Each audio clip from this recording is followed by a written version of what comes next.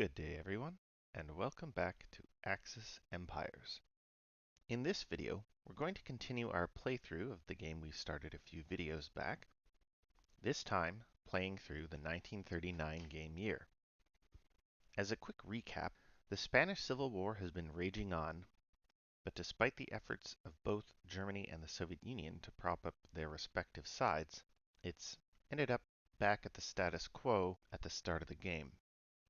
Germany's support for the Spanish nationalists has somehow attracted Yugoslavia and brought it in as an Axis partner.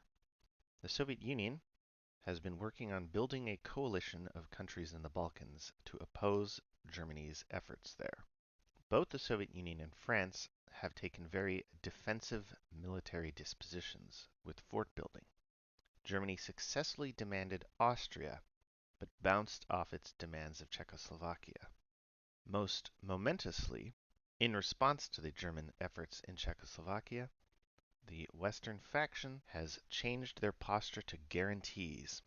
Any future German territorial demand is likely to start a war. With that recap out of the way, let's quickly look at what each faction has planned for 1939, and then we'll actually start playing. Compared to previous playthroughs, there's a lot less midterm thinking going on here, and that's because we don't really know if the war will have started by then or not. And because that's going to add limited war cards that we don't know when we're going to start being able to play them, we can't really think about which ones we're going to play. I suppose we could on the assumption that the war is going to start in the autumn, but I find that's probably better not to make that assumption. It's only about a 50-50 shot, I want to say.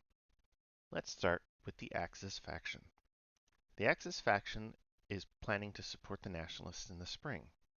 Because they only get 2 roles, they're not going to be able to end the Civil War, but they're certainly hoping to bring it to a point where a single play of support nationalists somewhere during the game will be able to finish the job. In the summer, they're going to play the Nazi-Soviet Pact for a couple of reasons. Not only do they want the extra steps that that card grants them, but they don't want to face the risk of the Soviets playing the Franco-Russian Entente card. They also don't like the fact that the Soviets could perhaps play their general mobilization card and enter the war, even if their posture remained Rapallo and they didn't play Franco-Russian Entente. In the autumn, the Germans are planning to demand Belgium-Holland. Their expectation is that this is going to trigger the war. By the way, I misstated the odds earlier. It's actually a 2/3 chance that the war is going to start because of the current political diral modifier. Finally, they have their last mobilization card, or rearmament card I should say, for 1939 in the winter. In the spring, they're expecting to be able to start playing limited war cards, and we'll maybe touch on that at the end of the year. Next up, the Western faction. The Western faction is planning to play negotiations with Belgium in the spring. If they get lucky, they'll be able to activate it as a Western country. The only card they definitely have planned to play is French mobilization in the summer. They're going to need those steps. I shouldn't say that. They're actually going to play Chamberlain diplomacy in the autumn. What they're going to play in the winter is hard to say. It's going to depend whether the war has started. I should note that if the Western faction successfully activates Belgium-Holland, it's going to make Demand Gaumoseland a useless card. Germany can still get the steps and the cavalry step out of it, but they're not going to be able to demand the territory and spark the war. They're going to have to swap that out for demand Polish quarter if they want to start the war, or for Ribbentrop diplomacy if they don't, or maybe just support nationalists. That's it for the Western faction. What about the Soviet faction? They're currently planning on playing their rearmament card 3. For the rest of the year, they're expecting to be able to play a bunch of diplomatic cards that will enable them to activate minor powers, on the assumption that the Germans are going to play Nazi-Soviet Pact. One thing we are going to change is they're going to play Balkan Pact over the summer. The extra turn, along with the political diral modifier, means that they have a pretty high chance of scoring a diplomatic success Balkans, and then all they have to hope to do is roll on countries that they have already influenced, particularly Romania. So, that's our recap of the war thus far and our plans for the rest of the year. Let's go ahead and get started. All right, spring 1939. The Germans are revealing their current card, Support Nationalists. They have the option of removing a neutrality or influence marker from anywhere on the map, or rolling on an area table and applying influence. In this case, they're going to remove the neutrality marker in Italy. They want to be able to bring Italy in fairly quickly when it comes to it. Next, they have to pick their pending card.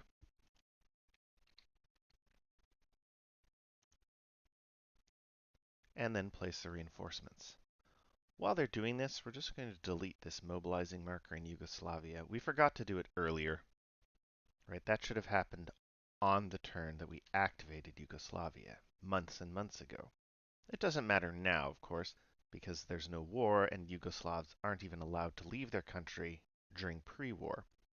But we do want to be careful for that down the road when we're activating miners during the war. It's time for German units to shuffle on over to the Belgian and Dutch border. So we're going to place our replacement step right in the Ruhr. Let's get on with the regular turn. By the way, we didn't perform a seasonal victory point check because we know strategic hexes haven't changed hands. Or a slight correction to that. Western and Soviet strategic hexes haven't changed hands. The Axis now controls Vienna, but that doesn't make a difference for their strategic value. So, political event.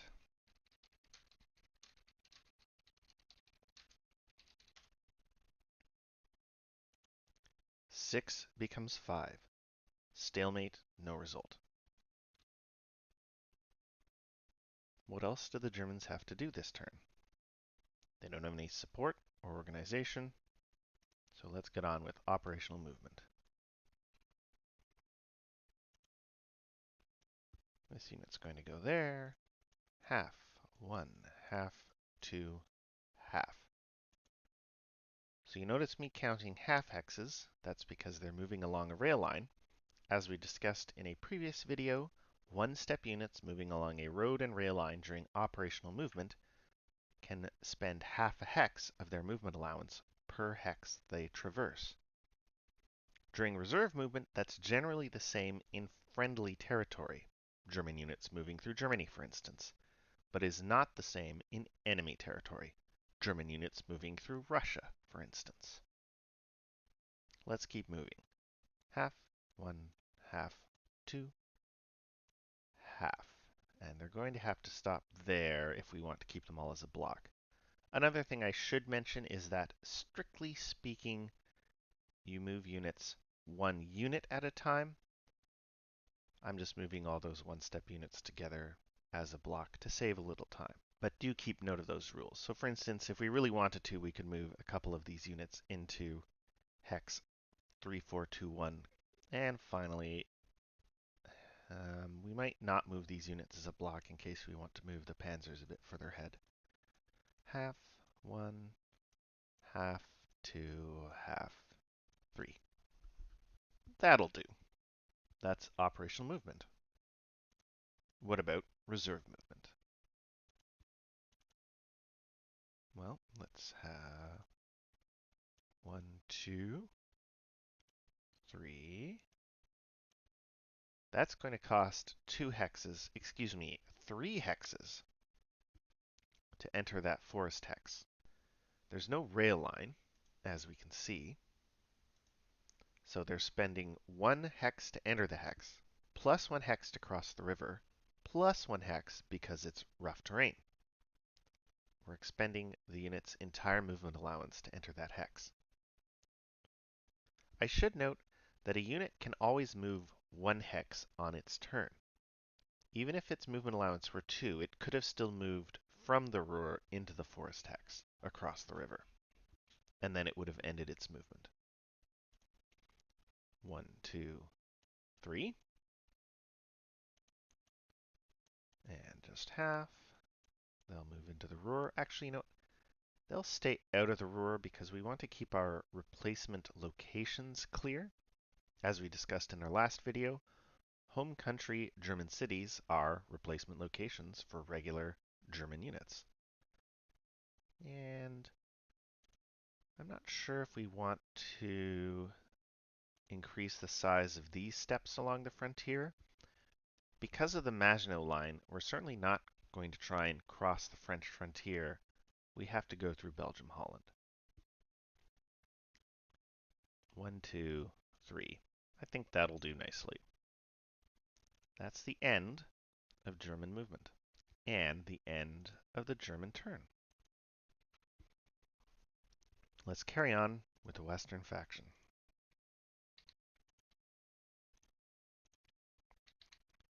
The Western faction reveals card 8, negotiations with Belgium. They're going to pick their new pending card and then place their replacements. 1 French step.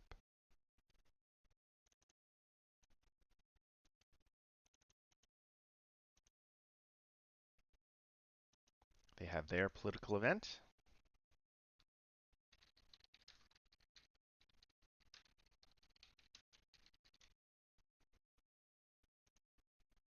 Six becomes 5. Conflicting plans, no result. Germany's feeling pretty good about that. If the Western faction had had the opportunity to activate Belgium-Holland, as we noted previously, that would have ruined their demand attempt. They would have had to figure out something else to do. But because that has failed, they'll still be able to demand Galmosland and most likely start a war. The Western faction doesn't have anything else to do, so they will pass play on to the Soviets.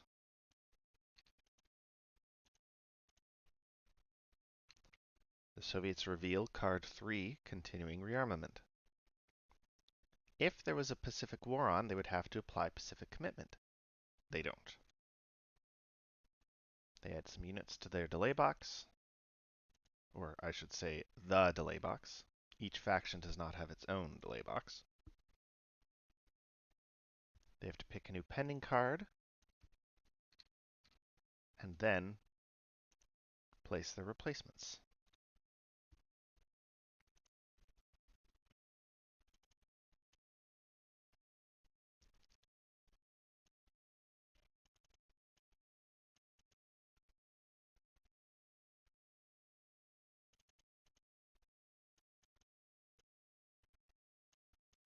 That was 1 tank and 2 out of 4 infantry steps. Let's put the other ones here in Leningrad.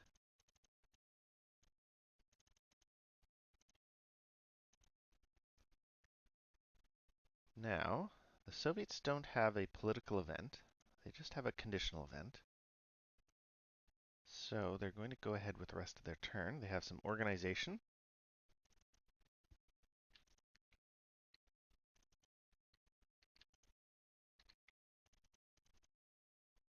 Oh, no, no, no. Come back. There we go. We're just sending that to the force pool. And some operational movement. 1, 2. They'll shuffle down there. Actually, no. Let's not do that. These guys will form up a reserve in the swamp. And then during reserve movement, we're going to finish stacking up on the fortress in Minsk. That is the end of the Soviet turn, except for their conditional event. If there is a German marker in the ceded lands box or Russia's Postures War, receive 1 step. 1 infantry step specifically. We'll place that up here.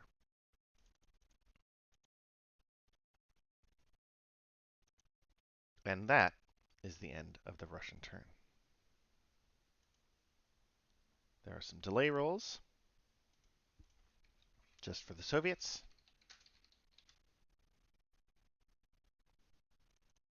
2, 4, 5, 3.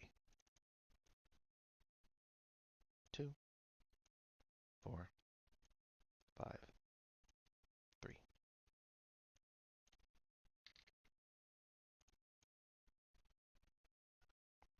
We advance the turn marker and head back to the axis. Before we proceed with the axis turn, we're just going to organize their force pool a bit here.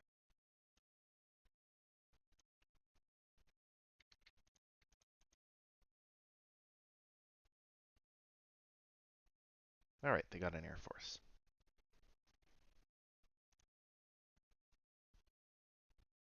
Axis turn. They have a political event. They don't have anything else to do now that they've finished shuffling their army around.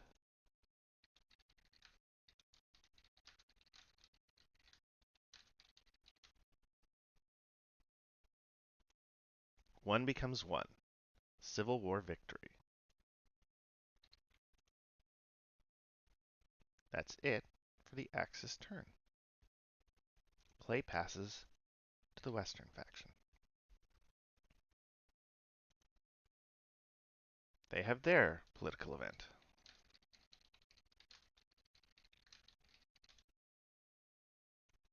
One becomes one. Influence.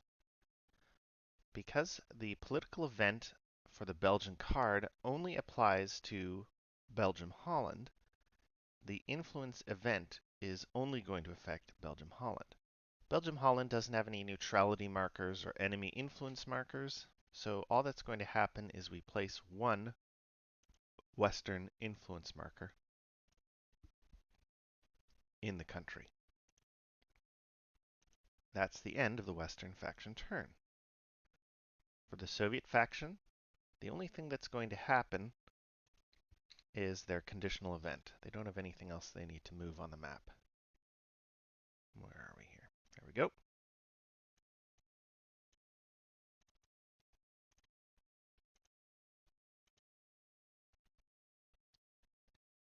And that is the end of the spring season. All right, we're getting into the summer season. Let's start by discarding these cards. Let's do a little reassessment here based on what's happened on the board. The Germans don't need to change their plans because the Western faction was unable to activate Belgium-Holland. They'll be able to proceed as normal. It might be worthwhile to ask if they want to try and take another crack at the Civil War this year instead of starting the real war. But I think they can wait. Once the war starts, the Allies actually have a lot more cards that they have to play, so there might be a few gaps where where the Axis are going to be able to finish the job in Spain. The Western faction has no plans on changing their plans. So the question is, do the Soviets want to change any of their plans in order to support the Republicans? I think they don't. At this point, they know that the Germans have to play support nationalists at least one more time to finish the Civil War, and because of the unreliability of political roles, possibly even two more times. And even then, there's no guarantee they'll actually do the job. So they're pretty happy with where things stand there. They're going to stick to their plan. All right, let's carry on with the Axis faction turn. And let's change this marker.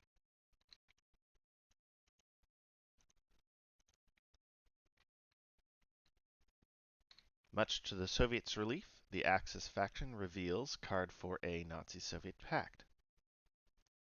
They have to remove card 4B Pact of Steel. Where is that? There we go. If Russia's posture is Rapallo, change the posture of Russia and Soviet miners to Pact. So now, all of Europe's minor countries are covered.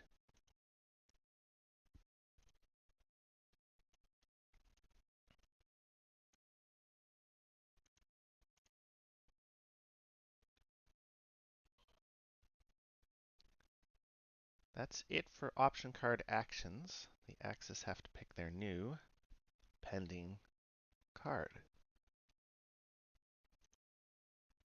They don't have anything to do on their turn, except for a conditional event. If Russia's posture is packed, receive Germany 1 infantry step.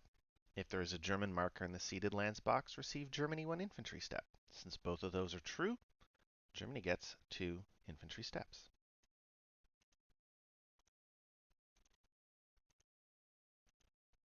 Next up, the Western faction. Oh, I forgot to put these units in the force pool. Let's just quickly do that. All right, so now, actually, we have to go back a bit because the Germans add the Axis minor production marker to the strategic warfare box. You might recall that due to their military defeat in Czechoslovakia last autumn, the Germans performed their outbreak of war conditional event. Because it was a military defeat, no one else did.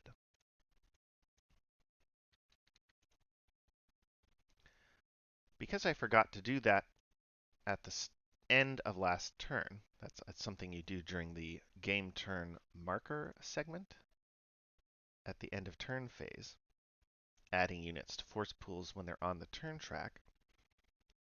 During this seasonal turn, the Yugoslavs are permitted to take a replacement step because of this marker. And the same will be true for the Western and Soviet faction markers.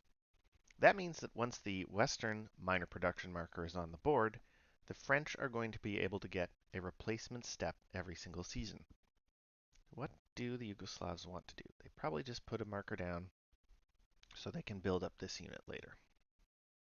And during the turn, they will want to have moved that. We're just going to retcon that right now while we're at this point.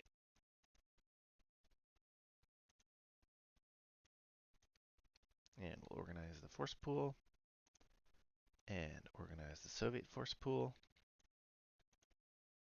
All right, where were we? The Western faction turn. They reveal French mobilization.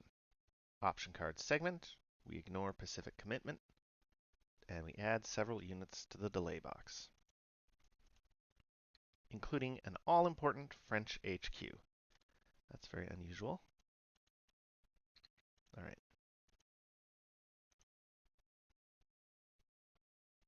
They have to pick a new pending card. Chamberlain Diplomacy.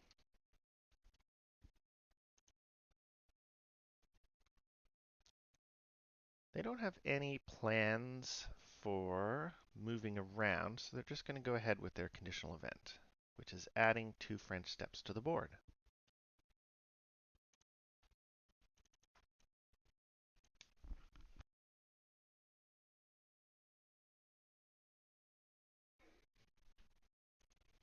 All right, we placed the 2 French steps, so let's carry on with the Soviet faction. The fact that their posture is packed now means that the Soviets are going to be able to activate countries with Balkan Pact. During the option card segment, the Soviets are going to place an HQ in the delay box. Their HQ isn't quite the same as the French HQ, though. The French HQ is, well, French. The Soviet HQ that they get for Balkan Pact is a multinational HQ. They're going to have to combine it with a minor country step in order to constitute the HQ. In our last video, we mentioned that HQs are reinforcement locations for regular units, and technically colonial units. Another important thing about HQs is that they can support land combats, either offensively or defensively. HQs supporting land combats also stiffen the line. They prevent retreats. That can be very important for defensive actions. All right, let's get on with the Soviet turn here. They have to pick a new pending card and then choose their steps. So they're going to choose Baltic States. Probably isn't very important right now. Let's go with Central Alliance. And then they have to place 2 steps.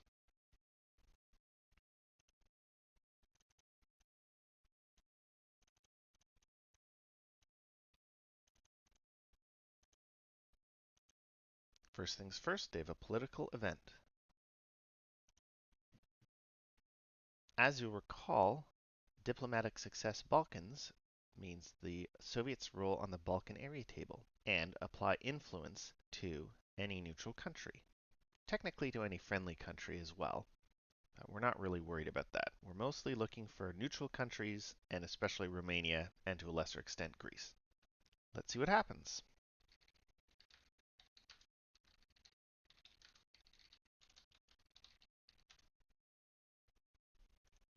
6 becomes 5. Diplomatic success Balkans. Well, that's a good start. Unfortunately, there's plenty of chances for no result. Let's see what happens.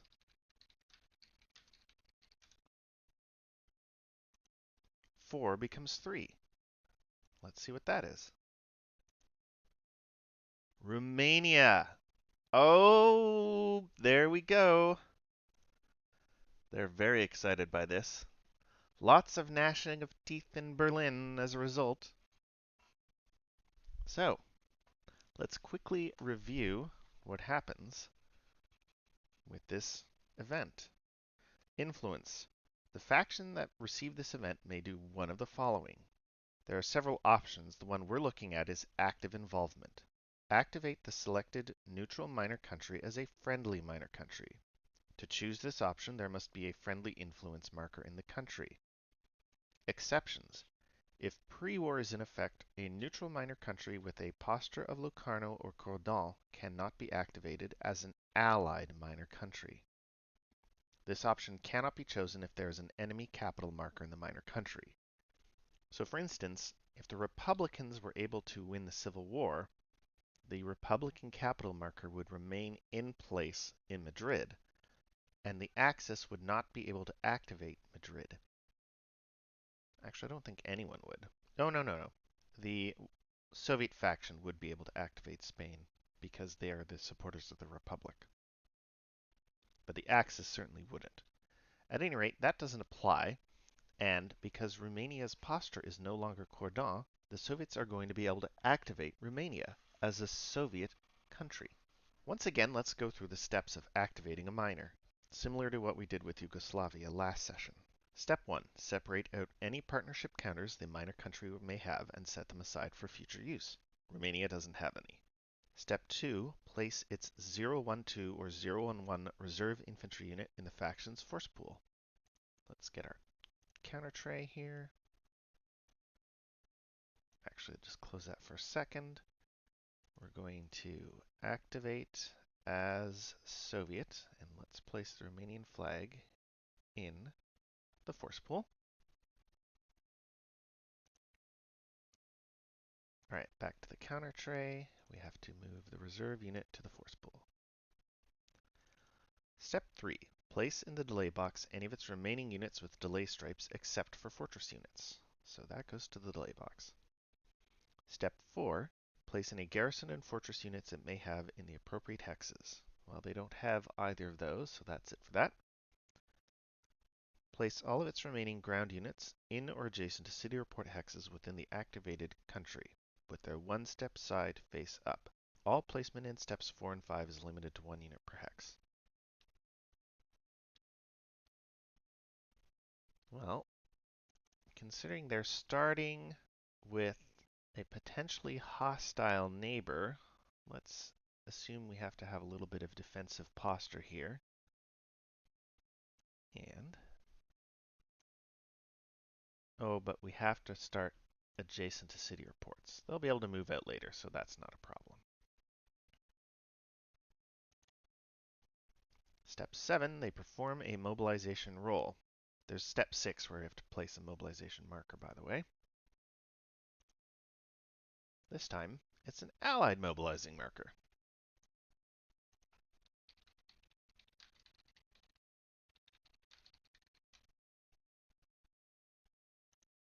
Six. Well, the entire Romanian army on the map is flipped over to its two-step side. And then we remove the influence marker. Oh, we just removed the mobilizing marker. Let's undo that. All right, that is Diplomatic success Balkans, and what a success it was. Let's carry on with the regular Soviet turn. They don't have any... Do they have some combination? They do have combination, excuse me. Let's go ahead and do that.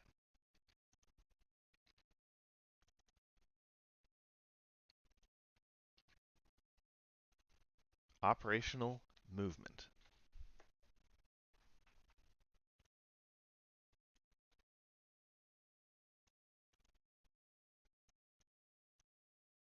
As we can see, all of our forts in the northern and central sectors are now fully stacked. We just have to finish stacking up the forts in the south. Now that Romania is an active Soviet country, once limited war begins, we're going to want to start shuffling Soviet units into Romania. If we're going to start a war with Germany, or if they're going to start a war with us, we're going to want to be able to defend Romania and force the Germans to attack into that sector and not only along the central front.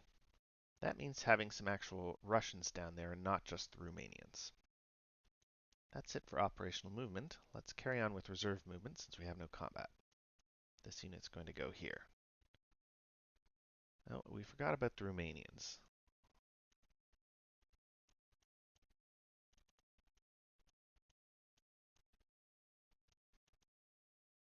That'll do. I know we could have moved them during operational movement, but we don't have to worry about that. That is it for the Soviet turn. We have some delay rolls.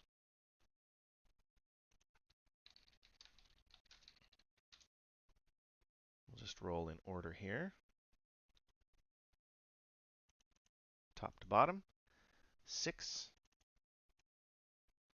1, 2, 3, 4, 5, 6. That's pretty unfortunate, considering there's a very good chance of a war starting.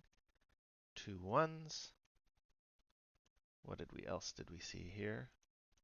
A 4 and a 5.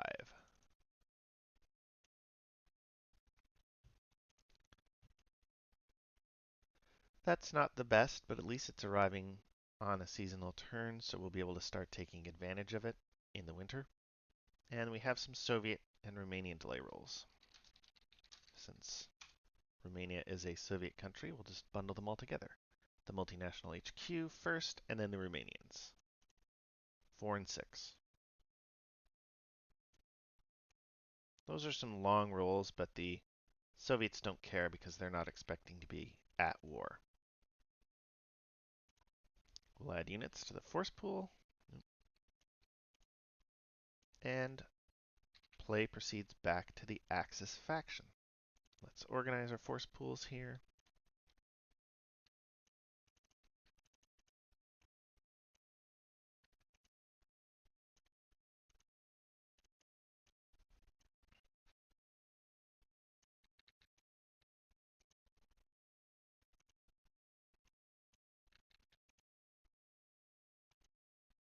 Oh, and we have a submarine as well. Subfleet. Where were we? Axis faction turn. The Axis don't have anything to do, particularly. They'll just move those units out there. And then place their new units. Because they get 2 steps, they could place this paratrooper. Paratrooper and marine units cost 2 steps to place on the map, but I don't think we need to just yet. Alright, that's it for the Axis turn. Back to the Western turn. Western faction is a little combination. They're not going to bother stacking extra units on this hex down here in Belfort. The Axis can only attack across one hex side, across a river, into rough terrain, against a fort. It's not going to be a very good attack, so they're not going to bother. We already know that the Maginot Line is going to funnel the German assault through Belgium-Holland. We just need a little bit of reinforcement in Metz and this other hex because the Axis could conceivably attack across wider frontage and not have to cross rivers. We don't have anything else to do with the Western faction just now, so we're going to go ahead and place our French steps.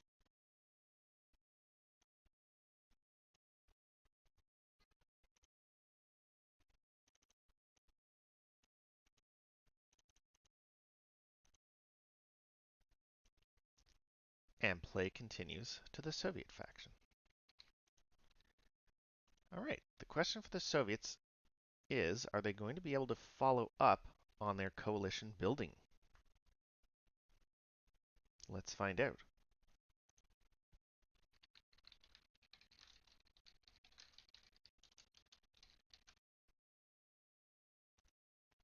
Four becomes 3. Diplomatic success Balkans. Once again, we roll on the Balkan area table. 6 becomes 5. That's Yugoslavia, which is already an Axis active country. I don't think the influence event allows you to do anything with enemy countries. Let's just quickly double check the rules, though. I might be mistaken. No, it's all neutral or friendly minor countries. So that ends up being no result. Now that half of the Balkan area countries are active, rolling on the Balkan area table isn't actually terribly useful. I did forget to remove that mobilizing marker last turn, so let's just go ahead and do that. Again, it's not a problem now because we're in pre-war, but it could become a problem later if I keep forgetting to do that. The only thing the Soviets are going to do on their turn is shuffle that unit there and this unit here, and that is it. Back to the Axis faction.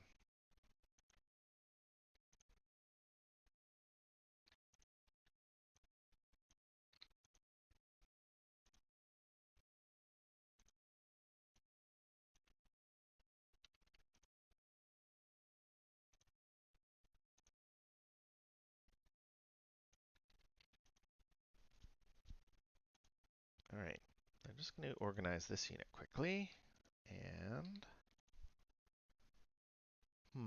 do they want to move the Yugoslavs around? We might consider attacking Bulgaria before invading Romania so they have a better line of attack. Right? They'll certainly outflank the Romanian defenses that way, won't they? Apart from the Danube. 1, 2. So operational movement. 1, 2. That's fine. They'll go there. Unfortunately, Germans can't yet join them because we're still in pre-war, and no one can leave their own countries or dependents. For operational movement, the Germans will leave the Ruhr, so the replacement location is available. For reserve movement, the Yugoslavs will shuffle further down. And that is the end of the Axis turn, except for their conditional event. They place 2 more steps on the board.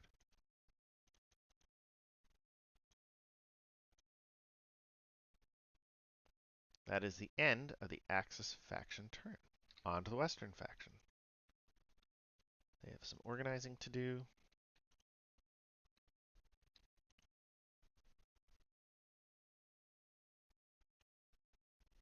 A little bit of movement. And then they're just going to place their steps.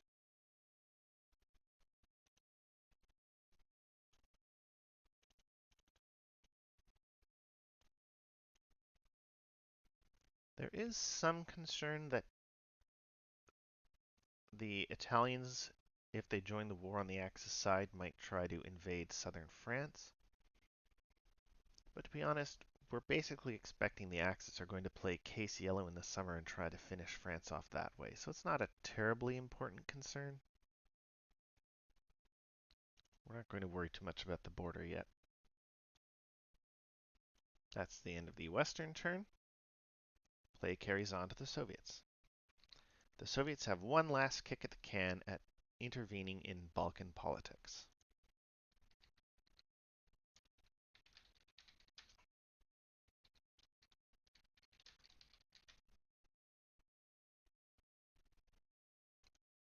3 becomes 2. Conflicting plans, no result. While 2 of the 3 outcomes were no result, the Soviets can't complain about the outcome. They definitely got what they wanted out of this situation. With no movement and no other combination, that's going to end the Soviet faction turn and the summer season.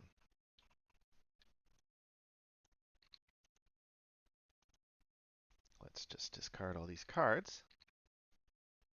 And we have a little organizing to do in the Soviet force pool.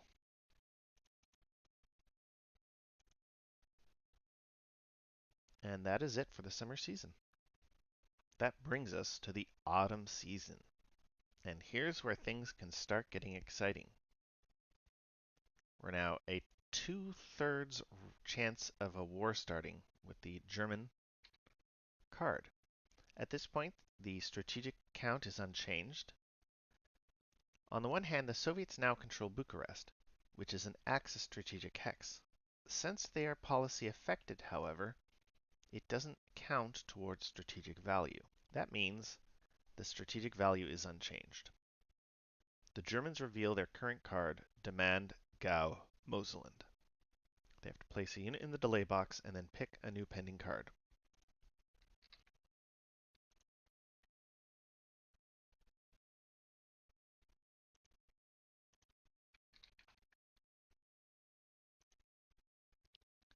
They then place the replacement steps.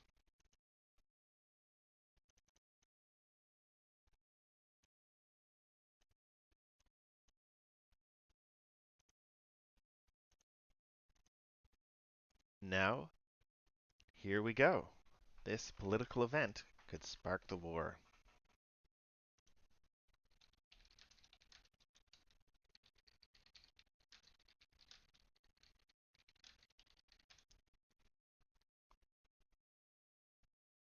Let's have a little closer look at that. So a 1 to 3 on the table is country resists.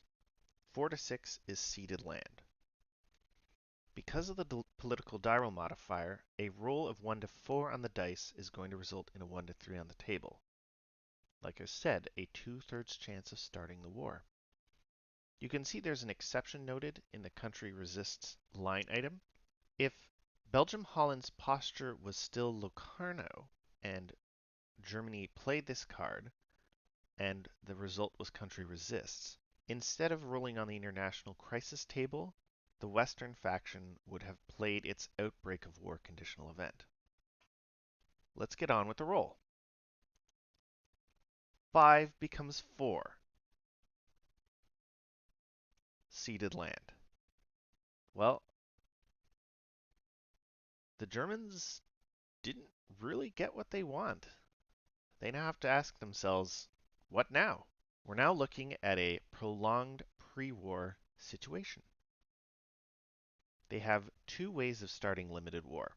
The first is a failed demand on Poland when they demand the Polish corridor. The second is the play of card 6. Note that card 6 doesn't start the war in that it doesn't remove any allied postures. It just starts limited war. It just means everyone can start playing limited war cards. That does give Germany some extra options when it comes to declaring war on minor countries, though. Anyway, let's finish resolving the results of this card. Ceded land. The major country receives the indicated region as a dependent or addition to its home country territory. The faction that received this event must indicate the change of ownership by placing or removing that region's marker in the ceded lands box. Technically, there's an additional component to this, which is the placement of detachment markers, but it has to go in a Porter City hex. And as we can see, Gau-Moselland, this one hex here, has neither of those. And at any rate, a detachment hardly seems necessary. We're going to go ahead and place the Gau-Moselland card, or Gau-Moselland marker, in the ceded lands box.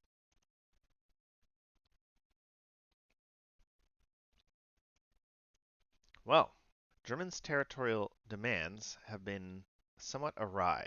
They did not get Czechoslovakia like they wanted, and they got Gau-Moselland like they didn't want.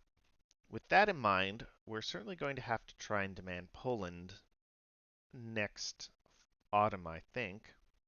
Let's see if there's anything else involved in the event.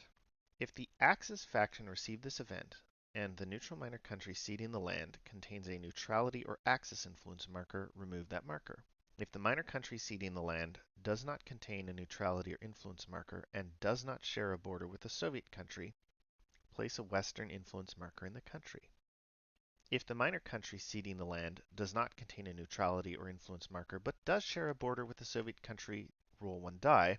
The outcome of the die roll tells you which influence marker to place in the country. Belgium-Holland already has a Western influence marker, so none of that is going to take effect. Notice that we are placing influence markers. We are not applying the influence political event. That means Belgium-Holland is still not activating as a Western country. At any rate, at the very least, we have now outflanked any potential defense of Belgium-Holland, apart from the fact that the Rhine River does that loop-de-loop. I should say the Rhine and Maas rivers do that loop-de-loop, meaning this entire hex here is covered by river hex sides. Well, Belgium folded. During operational movement, the Germans are just going to shuffle some units into Gau-Mosland. Oh, maybe we should actually organize some units now. Maybe not. Our thinking here is if we're planning on attacking Poland to start the war. Another question, do we even want to go after France first in 1940? I think we still do. And the reason for that is because of the relative difference in German counterdensity in 1940 compared to 1941. When we're looking at those Soviet forts, it's going to be a lot easier to crush them in 1941. German counterdensity is going to increase at a faster rate relative to Soviet counterdensity over the next little while. So in 1941, they'll be in a better position to attack the Soviet fort line compared to in 1940. So I think the plan is still to attack the French. We still have to have enough steps on the Eastern Front, though, to actually knock out Poland. By the way, now that we're looking at a prolonged pre-war, I've got the years wrong. We're now going to be fighting France in 1941 and the Soviets in 1942. At least that's the new plan. At the same time, we cannot completely neglect the defense of our new Gau-Mosland territory. So we'll just go ahead and shuffle some units in. Let's do a little organizing. We're going to, so let's now walk through some of this organization here of these multi-step units. We sort of saw that with the French, and we'll just run through it again with the Germans. So 2 units get returned to the force pool, and we place one of our armies on the board.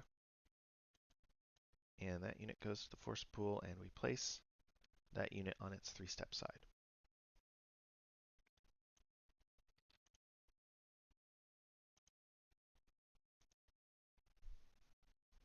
We'll do the same thing with this unit.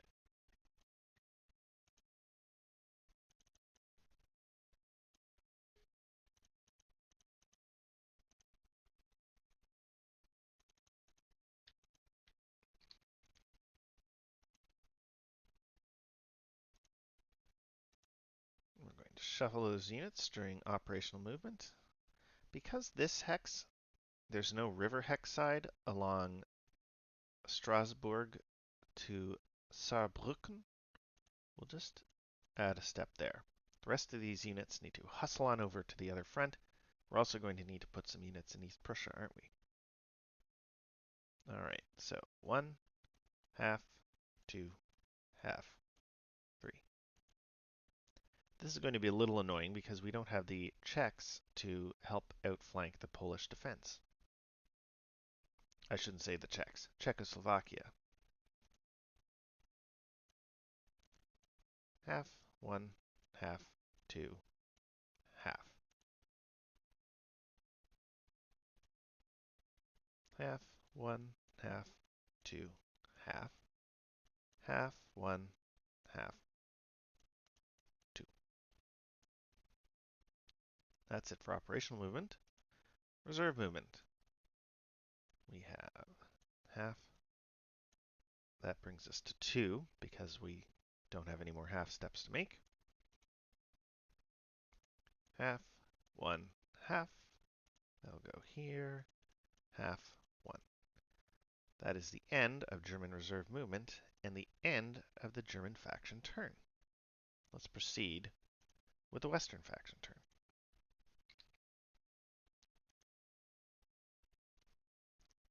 The Western faction reveals their card 9, Chamberlain Diplomacy. Now that the war is not on, we can't count on playing card 5B, Wartime Mobilization. We're going to have to play card 5A, British Mobilization, in the spring of 1940. So the question is, what are we going to play during the winter? I suppose we're going to have to play some of these coalition building cards. Little Entente is probably not a great card to play because there aren't as many central area countries left. Austria's gone. There's only a 1/2 chance of rolling on a country. And we suspect that the Soviets are going to be influencing that area anyway. We might leave that in reserve, so if Soviets get a lot of no results, we can pick up the slack. On the other hand, maybe we want the Germans to go to war with the Soviets first anyway. Balkan League, with only 2 neutral countries left, it's not super helpful, and we don't really want to interfere with the Soviet influence marker in Greece.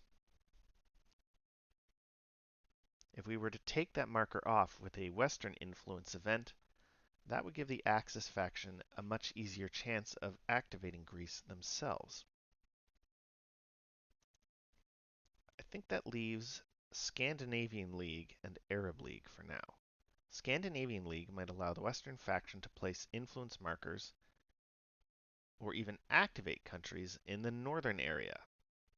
That's Denmark, Norway, Sweden, Finland, and the Baltic States. We might leave that then because we want the Soviets to at least get the Baltic States. That's going to leave the Arab League. That's okay. As you may recall, I mentioned that certain limited war cards that the Allies play are going to futz around with Middle Eastern politics. In particular, there are ways for Iraq or Persia or Syria to end up swinging towards the Axis. Possibly Turkey, although usually the Allies have ways of preventing that. So, they're going to choose Arab League as their new pending card.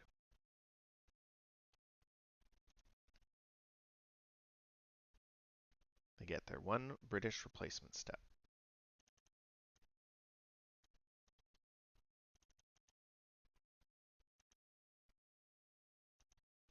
And they have a political event.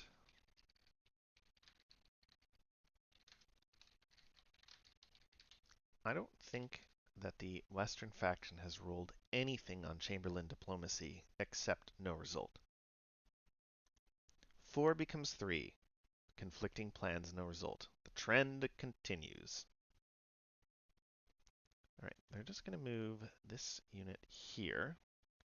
On the off chance, we're going to want to shuffle as many units as possible into the Western Front. That is it for the Western faction turn, except a little out of order combining. And we'll move that unit up here.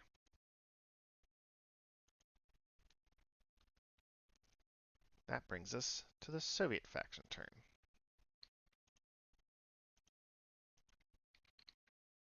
Central Alliance. The Soviets add another multinational HQ to their delay box. They have to pick a pending card, which we already know what that's going to be.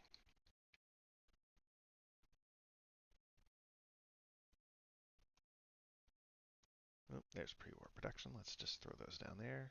And that. They have to place their replacements.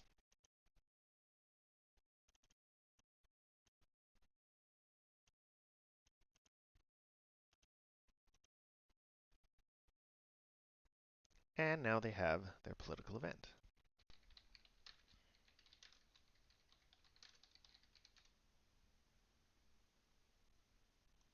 4 becomes 3. Diplomatic success central. Because the Axis faction wasn't able to demand Czechoslovakia, this can give the Soviets a chance to activate Czechoslovakia, Hungary, or Poland for their faction, or at any rate have influence markers placed there, which means if the Axis faction attacks any of those countries, they would end up at war with the Soviet Union. Let's roll on the central area table.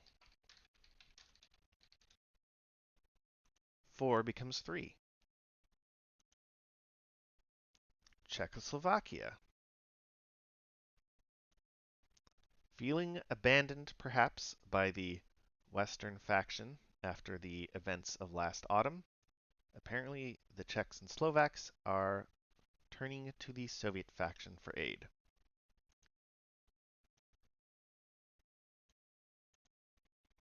A Soviet dagger pointed straight at the heart of Germany. That is very vexing for the Axis. Let's carry on with Soviet turn. They have a little bit of combining to do and a little bit of movement. 1, 2. And during reserve movement, just that. And that's the end of the Soviet faction turn. So we have some delay rolls.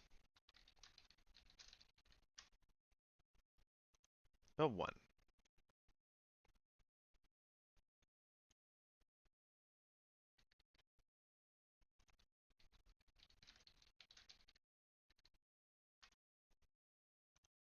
And a 2.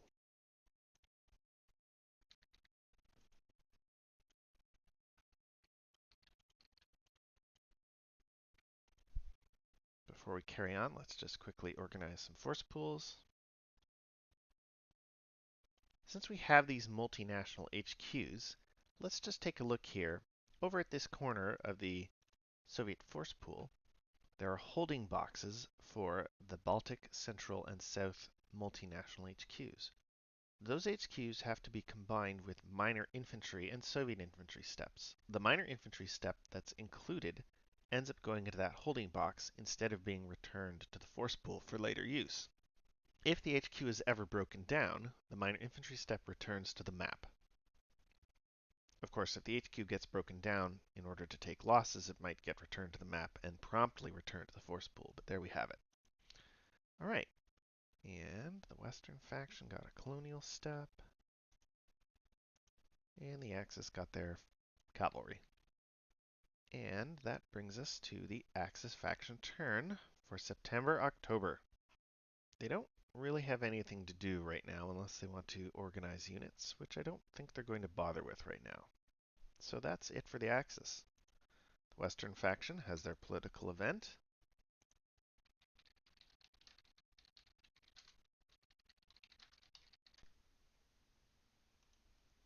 Two becomes 1.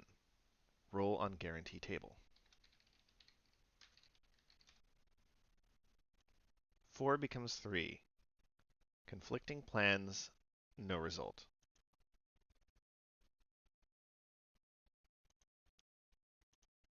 That brings us to the Soviets. They have their diplomatic event. Excuse me, political event.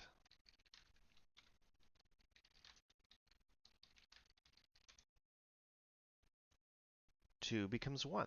Diplomatic success central. Well, the Soviets can't complain about their political die rolls this game.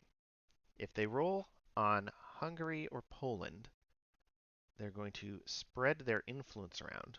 Hungary would be good for creating a unified chain, potentially, of Soviet countries, all the way from Romania to Czechoslovakia. Poland, of course, would be a real coup. That would force, potentially, Germany to attack Russia first. It would at least force Germany to abandon the possibility of a Polish territorial demand if they want to go after France first. Anyway, let's roll on the central table and find out what happens. 5 becomes 4. Poland! Things just keep getting worse and worse for Germany.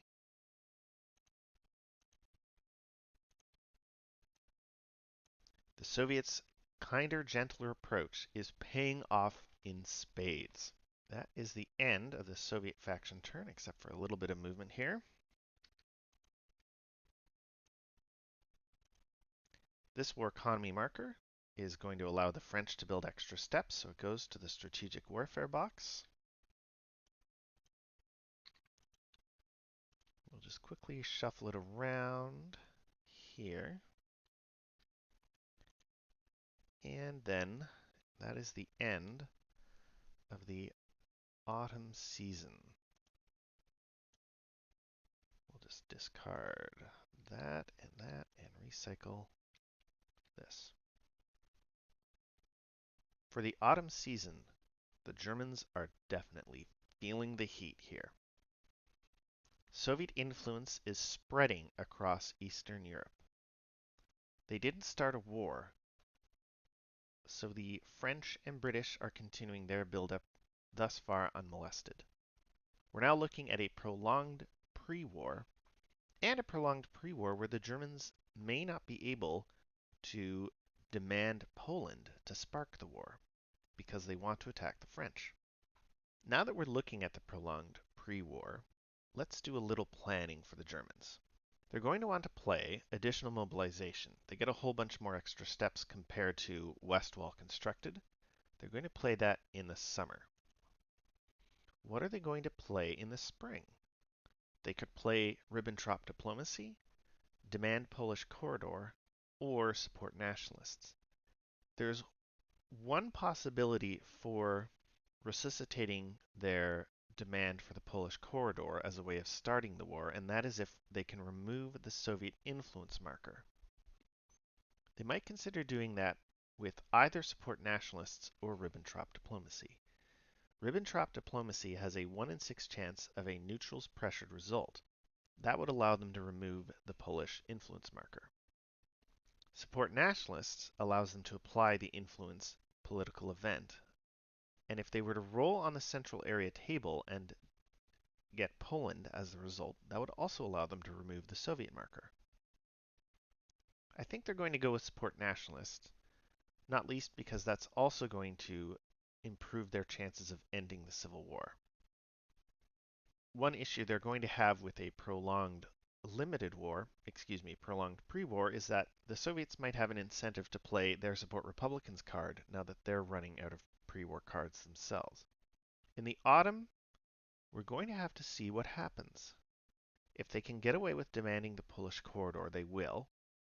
If not, they're going to have to play Ribbentrop diplomacy or support nationalists, or maybe just one of their limited war cards because limited war has started. We'll leave that a little up in the air. If they really want to start the war in 1940, they could play card 6A in the spring and then case yellow in the summer. That is an option, and it may actually be the best option. It's hard to say no, though, to 6 infantry steps and maybe 3 panzer steps as opposed to 4 infantry steps and maybe 2 panzer steps. That's what they can get with card 6A, by the way. Let's have a quick look at that card. They're guaranteed 2 German infantry steps per turn in the conditional events segment, and they can roll a die and get German panzer steps, depending on the die roll. So it's a pretty strong summer play. On the other hand, maybe they just want to get things over with. That might be a better play. Once limited war begins, I think the main concern for the Germans are the number of cards the Soviets may or may not have available to continue influencing countries. In a real game, where we have multiple players, you wouldn't be able to see the Soviet card deck.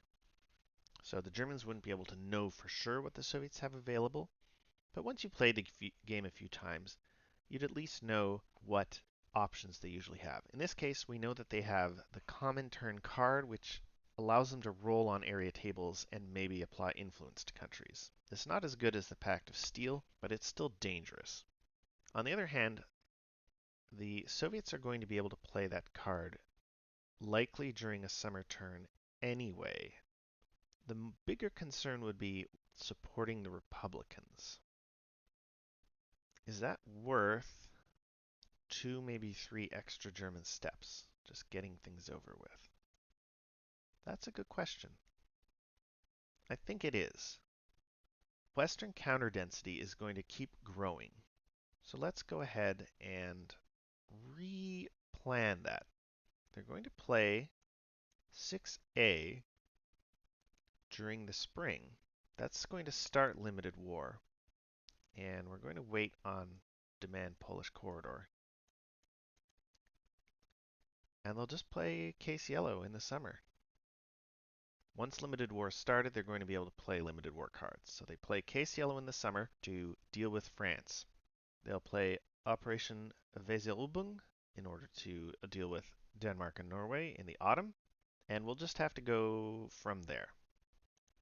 All right, that is going to be it for the German planning. So let's get on with their turn. They have to reveal their current card, German mobilization. As part of this card, they remove 1 production directive card. What are we going to remove? Jet fighters, as we've noted before, is almost certainly a keeper. The Type 21 U-boats is probably going to be a keeper as well, because of the impact it can have on Western delay rolls in particular. It's a bit of a toss-up between Z-plan and Ural bombers. The Ural bombers are great to use against the Soviet Union, and they can affect Soviet delay rolls. On the other hand, Western support units are likely to become the bane of our existence later on in the war. And let's take a quick look at the counter tray to see why. Already, the Western faction has only the 1 support unit, but they're going to get more. They get air forces as a result of their conditional events. I should say interceptors. They're going to get more fleets. They're going to get air forces and fleets as part of their pre-war and limited war card outlay. Once the Americans get in the war, they're going to get more air forces, possibly including bombers. And then it just keeps compounding over the course of total war. So I think the way to go might actually be Z-plan in order to maximize the impact on Western support units. It's a tough call to make, though. The other thing, though, we do have to keep in mind is over the course of total war, Western delay rolls are going to have increasingly negative die roll modifiers, which means shorter delay periods as the US mobilizes. And we'll talk a bit more about that once the US is actually in the war. So I think being able to reduce the impact of Western support units is going to be more impactful. So we're going to have to discard, regretfully, Ural bombers. Jet fighters is going to also impact Soviet delay rolls for air units, so that's okay. All right, with that out of the way, we have to pick our next pending card and add units to the delay box.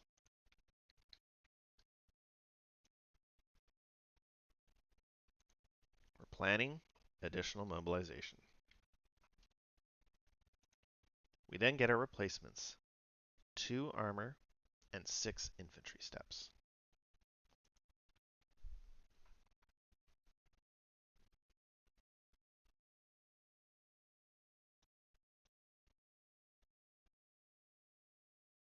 Did we miss out on an armor step, actually? Let's have a look here. No, we're good. We have 2 of them. Never mind. So, 1, 2, 1, 2, 3, 4, 5,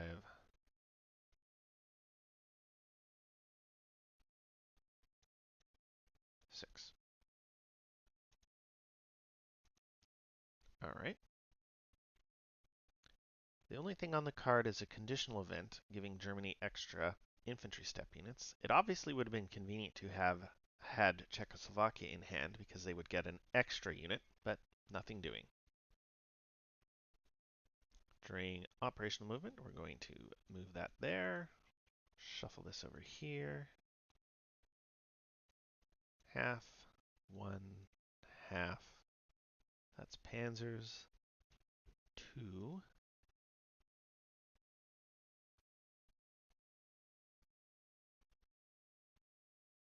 Half, 1, half. Half, 1, half. 2, half, 3. 1, half, 2, half, 3. They're going to stay together so the panzers aren't racing ahead for now. Half, 1, half, 2, half, 3. 1, half, 2, half, 3. That's operational movement. No reserve movement yet. Oh, no, they do have reserve movement. They're going to go there. They're going to go here. They're going to go here. And they're going to go here. We're definitely going to have to start combining units in order to make room for stacking. That's the end of movement, so they're going to place their 2 infantry steps. I wonder if we want to place our paratroopers. Probably not yet. 1, 2. That is the end of the Axis turn. Let's proceed with the Western faction. They're going to reveal Arab League as their new current card. The big question is, what do they want to do next? Well, it's pretty obvious they're going to play British mobilization in the spring. What are they going to do in the summer? They're not sure because they don't know what the Germans are going to do. Are the Germans going to proceed with a prolonged pre-war? Or are they going to do limited war and case yellow to just get things going? Strictly speaking, we do know, but we're trying to compartmentalize here. So we're going to pretend we don't. With that in mind, it's probably best not to have anything planned. I mean, we can plan because we can always change plans. But we're going to stick with the fact that we're going to play 5A and just go from there. Which means, of course, that they're going to pick 5A as their pending card.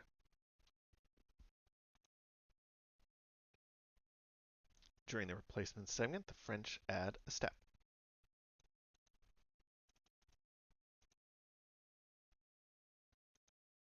They then have their political event.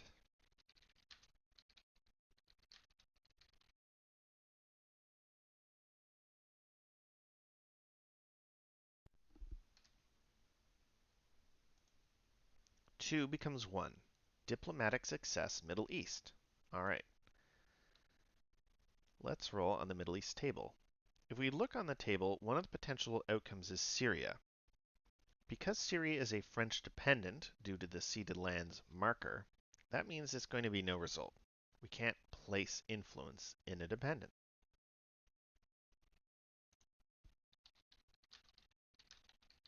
Of course, we're definitely hoping for Turkey. One becomes one, setback, no result. A little disappointing, but considering it's quite possible they were never going to play that card, they'll take it. Play passes to the Soviet faction. Not quite, actually. We won't bother with dealing with marker, but we're going to organize a unit, and they're going to just walk out into the front. And now we'll play the Soviets. Negotiations with Baltic States. They get to add their last multinational HQ. They have to pick a pending card. What are the Soviets going to do? Well, they're going to pick... They can't play 4D because their posture isn't war, or they can't select 4D. So they have to pick as their pending card Stalin Line Expanded.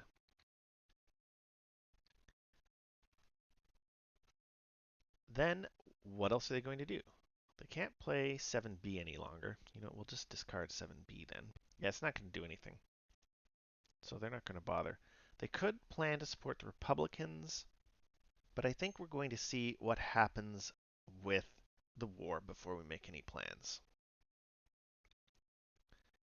In particular, an early war, or now that they've run out of other cards, that would let them play common turn in the summer if war breaks out by then. And they're probably going to try and align central countries right now. Yeah, it'd be a real feather in their cap to bring Poland in as an ally. All right, let's go ahead and place their replacements.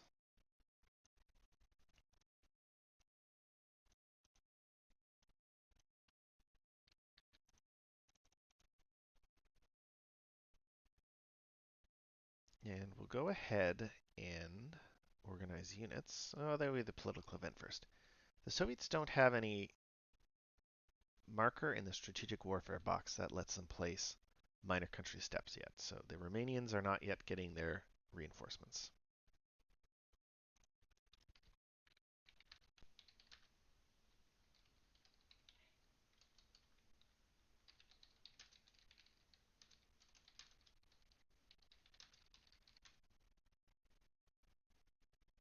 Two becomes one. Influence. Well, that's a great start.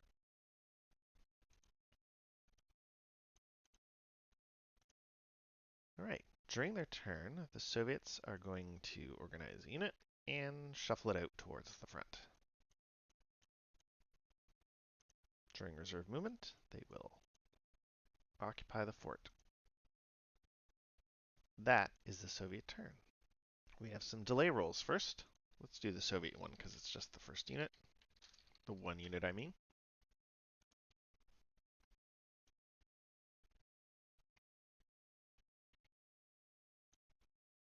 And then we have a whole bunch of German delay rolls. I see an Air Force, an HQ, 1, 2, 3, 4, 5, 6 infantry,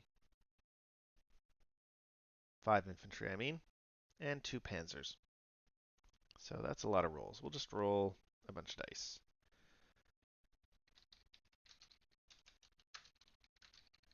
2 dice for the HQ and Air Force. That's an unfortunate roll for the Air Force. 1, 2, 3, 4, 5, 6. The HQ is much better, though. 5 rolls for the infantry. 2, 4, 5. 1, 2, 1, 2, 4. 1, 2, 1, 2, 4. And 2 dice for the panzers. 1 and 5.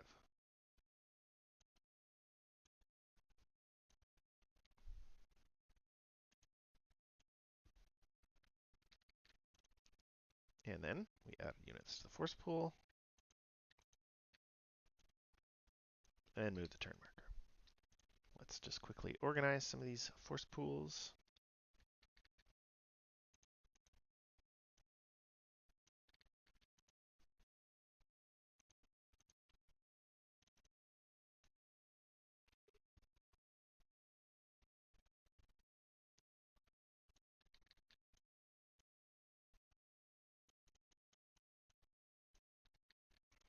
The Germans were especially waiting for some of these 443 infantry armies to appear on the board before they really get into organizing infantry.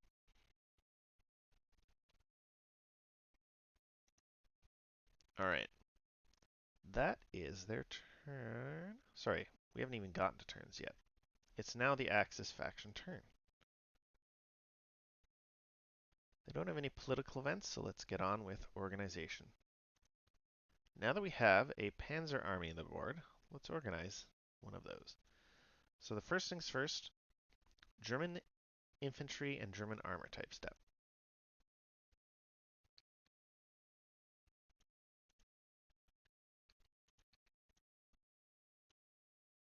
And then another German armor type step to complete the 3-step side.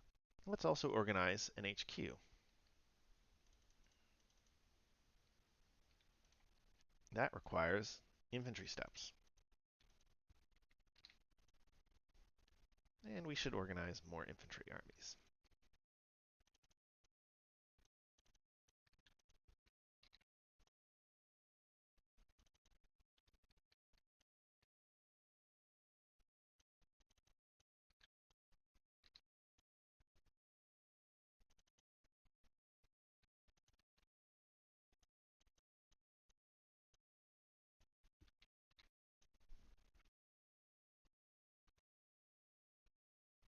We're not going to bother organizing these into, well, let's organize this into an infantry army.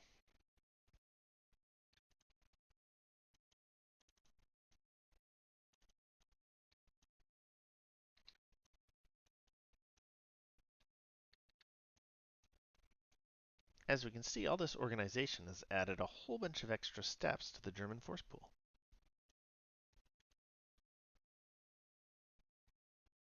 We'll wait to organize that until we have some more steps. We might even organize those into our next HQ once it arrives in just next turn.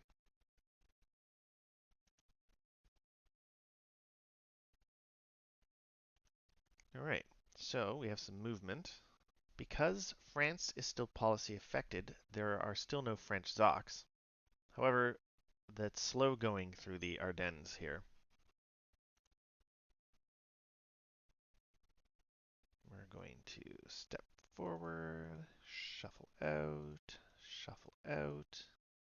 We're going to want to have either armor or our beefier infantry, or I should say not beefier, but our more offensive-oriented infantry here in order to maximize our chances in an attack on Antwerp and pushing forward.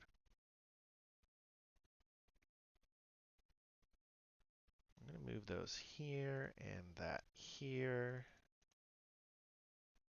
and that there and that here. Actually, we'll even, no, that's fine. We can do it during reserve movement. That's it for operational movement. During reserve movement, they will shuffle forward. They will shuffle forward.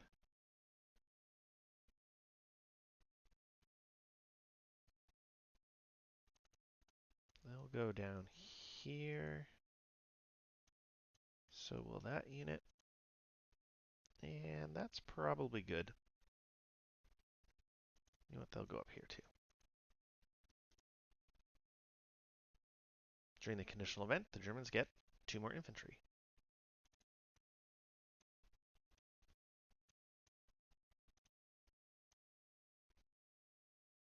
That is the end of the Axis turn.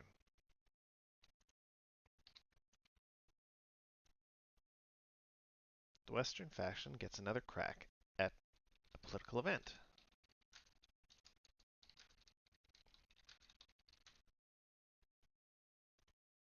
Four becomes 3. Diplomatic success, Middle East. Well, hopefully they can get a better result here. They got no result last turn. 6 becomes 5.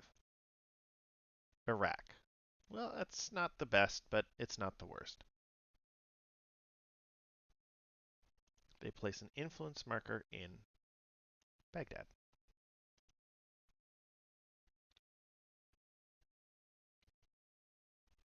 Finally, they don't have anything else to do, so they'll just pass the turn on to the Soviets. The Soviets have negotiations with Baltic States.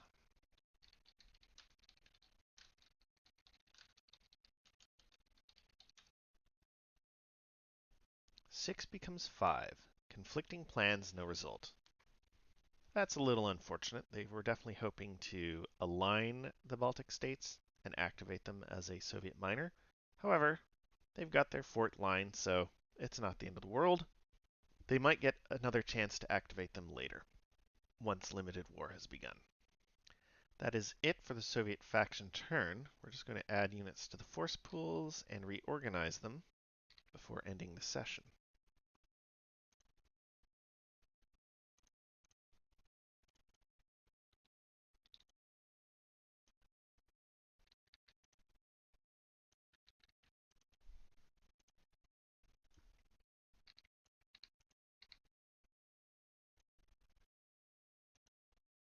That brings us to the end of this video.